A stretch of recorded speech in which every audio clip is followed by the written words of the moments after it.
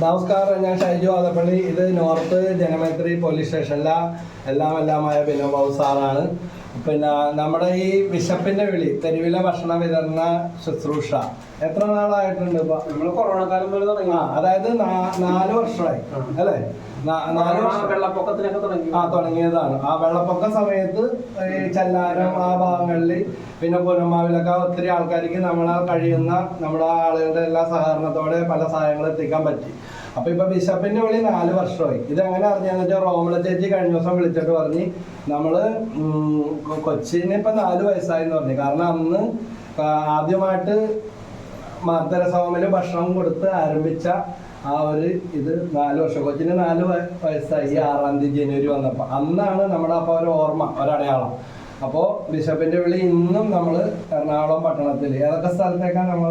കുണ്ടന്നൂര്, പിന്നെ മാനട്, Ernakulam M G road north ക്ലാസിന്റെ അടിയിൽ ഇവിടെയൊക്കെ കടത്തിനാളിൽ കിടക്കുന്നവരും വൃദ്ധന്മാരും രോഗികളായിട്ടുണ്ട്. അവർക്കാണ് നല്ല സമൃദ്ധമായ ഭക്ഷണം എന്നൊരുക്കിയിരിക്കുന്നത്. 1,00,000-ഓളം പേർക്ക് കൊടുക്കാനായിട്ട് സാധിച്ചു 4 വർഷത്തിനുള്ളിൽ അനാഥ മന്ദിരങ്ങളിലും തെരുവിലും 1,00,000-ഓളം പേരിലേക്ക് ഈ ഭക്ഷണ പാക്കറ്റുകൾ എത്തിക്കാൻ സാധിച്ചു. ഇത് ദൈവത്തിന്റെ വലിയ അനുഗ്രഹവും അനേകരുടെ കൂട്ടായ സഹകരണം കൊണ്ട് മാത്രം.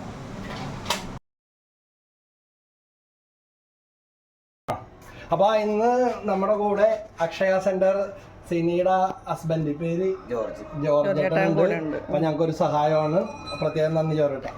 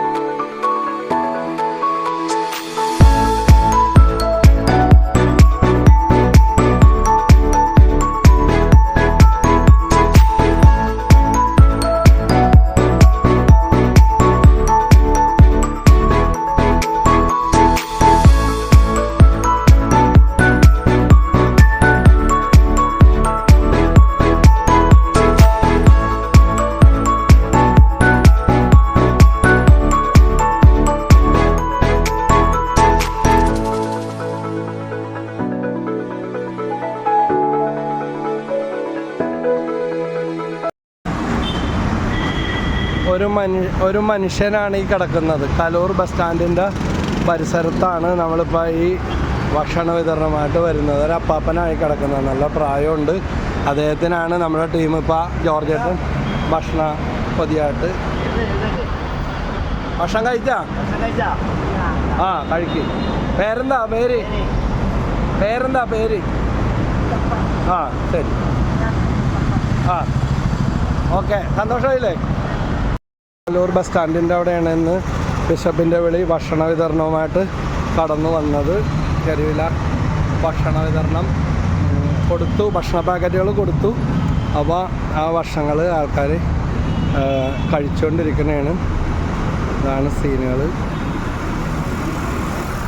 ഇതുണ്ട്, നല്ല ആസ്വദിച്ചവർ കഴിച്ചുകൊണ്ടിരിക്കുന്ന അവസ്ഥയാണ് കാണുന്നത്.